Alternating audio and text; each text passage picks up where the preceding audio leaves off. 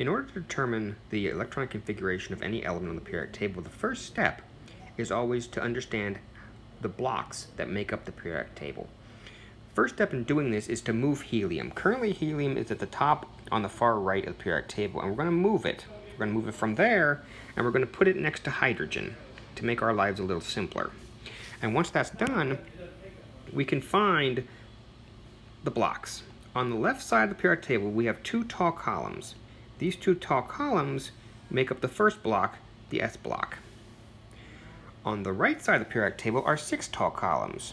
These tall columns we can now pull. Now remember, we got rid of helium and moved it, so we ignore that. But these 6 tall columns here make up the P block.